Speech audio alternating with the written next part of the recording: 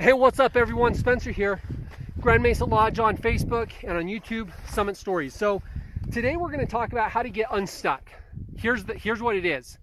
How to get pretty much any sled unstuck by yourself in the mountains in 5 minutes or less.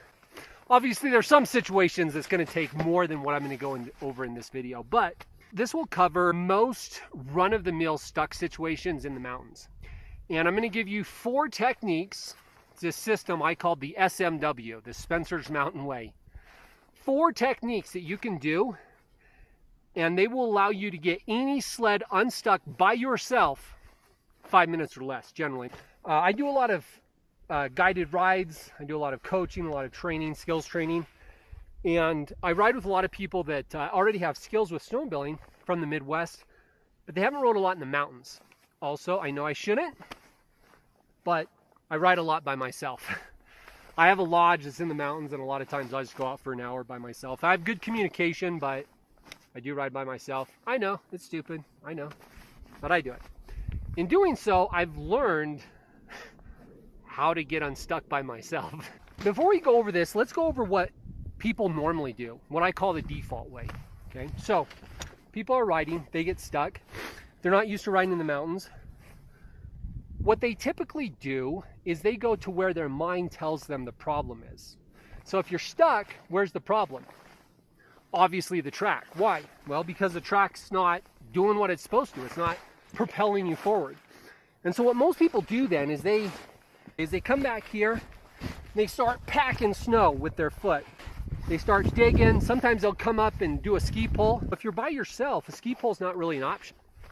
Also, that shovel, people get it out, they start digging. Forget about the shovel, okay? The only time you ever need a shovel is if you're recovering somebody from an avalanche. I never, ever, ever use a shovel. Ever.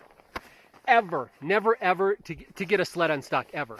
And never say never. There are so many better ways. Forget about your shovel. The first con with the default way is that you're going to get really, really tired. You're going to expend a lot of energy. You're going to break a sweat. That's not ideal. The other thing is going to take you a long time to get out, which that's just that much less time that you have to go shred. Another thing, the default way really requires you to have a buddy. So if you're in a situation where you don't have a buddy, maybe you're separated from the group, or if you're an idiot like me and you ride by yourself, you might not have a buddy, so that might not work. Let's consider the pros and cons of my way. You're going to get out way quicker, which means you're going to have that much more time to shred. You'll use a lot less energy, so you won't break a sweat. You'll have more energy to ride. The other thing about the SMW is that just generally, you're just going to be like a total badass. You're not going to have to sit there like a damsel in distress and wait for your buddy. You'll be able to get your own sled out by yourself. With that said, what is the SMW? 4 techniques, okay? They are in order: rock and full, tip and rip, roll it out, and cut it out. Those 4 things. One more time: rock and full, tip and rip, roll it out, and cut it out. So between those 4 techniques, you'll be able to get pretty much any sled unstuck. So let's talk about them. Let's rock and full. Rock and full is the most basic, it's the most fundamental of the techniques. Neutral position on your sled, okay? Then what you're going to do is you're going to rock, okay? What that does, it settles the sled. And then when you go full throttle. Full throttle, you pin it out. Ideally, you don't want to go uphill. If you're on a hill, we'll come back and talk about that with roll it out. But if you're in a situation where you can kind of angle a little bit, a lot of times rock and full will get out by itself. And if you can't, combined with the other techniques, you will get out. When you go, you have to go full throttle. Now, right now, where I am right now, this is a turbo sled. Rock and full would easily get this sled out by itself with no other techniques. But let's say you're in such a situation where your sled's not going to come out with rock and full. Second technique, it's called tip and rip, okay? So tip and rip is a situation where your track is clear down like this, okay? And rock and full will not get you out. First off, you got to consider the problems. The problem is that your track is entrenched on both sides, so it has no wiggle room. And also under the track, you've already used up all your snow. The third problem is when your track stops spinning, it deposited a whole lot of really wet, heavy snow in a ball in front of your track. So what we're going to do is we're going to start it up.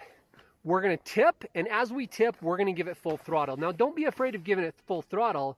You're not going to go forward, obviously, because you are stuck. So this sled's not actually stuck, it's just for demonstration purposes, but I can still do it. So what I'm going to do here is I've got 200 horses under this hood. I've got a track that will dig all this out. That's why you don't need your shovel, okay? So as I tip it, I'm going to give it full throttle, and the sled is going to cut. The track is going to excavate all of this snow while at the same time putting it up on the side. So let's go ahead and do that, okay? So I tip it and I rip.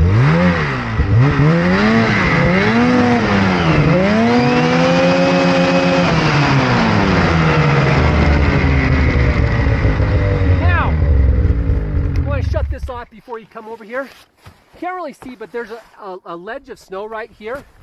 So I'm just going to come back here. Doesn't take that much energy. And I'm going to kick all that snow in. Okay? Then I'm also going to come up here. And I'm going to feed more snow back to the track. Okay? So now, when I start up again, I'm going to rip it again.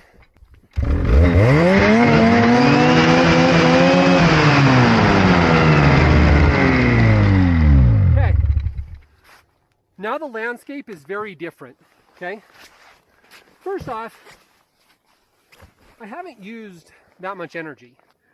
And I've excavated all this snow, and even more importantly, up here, that area that was a ball of ice, now I can get to it easily. I can go ahead and pack it down, and this is doing two things. The first thing that it's doing is it's allowing me to remove that ball.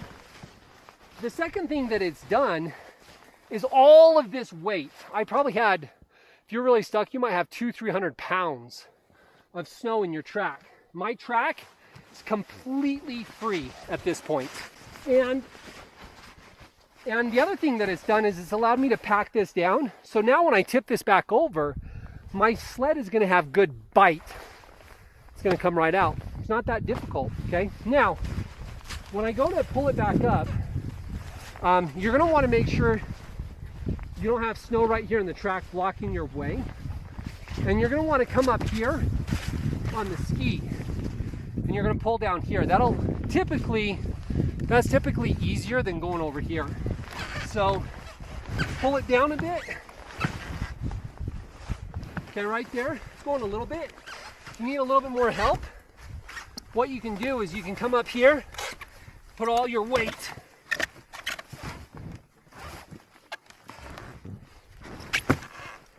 up on this ski, settle it. Now, once you get to this point, you're pretty much effectively out. A couple things. You'll want to go up to the belly pan. You want to pack that down. What you do is you take your foot and you push it all the way down, all that snow, you push it back into the track. If you didn't already get the ball out. In this case, I'm out.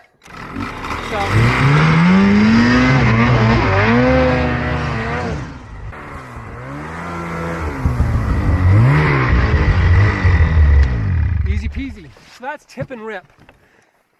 It's you tip it while you rip it, and you let the track dig yourself out, put on the side, remove the snow, tip it back over.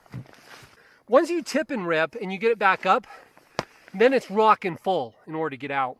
Now, two more ways to get out. The third way is roll it out. So if you're stuck on a hill, your objective is just simply going to be to roll it down. Now, before you roll a sled, you've got to make sure that there's no rock by the handlebars, and make sure you don't have something like I have on the back here with the camera. Make sure that these are closed. Make sure that your tether, this is really important. When you roll it, you never, ever, ever, ever, ever roll a sled while the engine is running. You will kill yourself, break the sled, or hurt someone else. Because when it rolls, there's a very good chance that your throttle is going to be mashed open. So that means that your tether needs to be clipped to you, not on the sled. I just taught you tip and rip.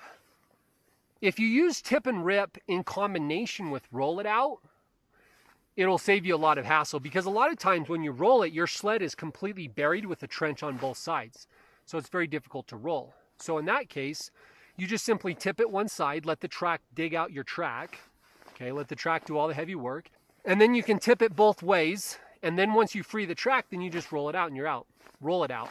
In some situations, you're stuck on a tree. Maybe you're going downhill and there's a tree right in front of you. You might be caught on a log.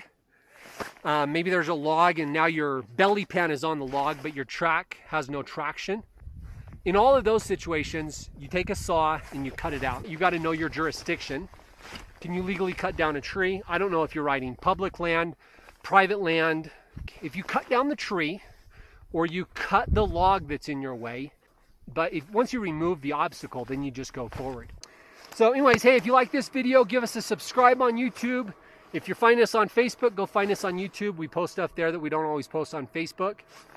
Give us a thumbs up, comment. All those things help to let us know what kind of content you like, and we'll make more of it.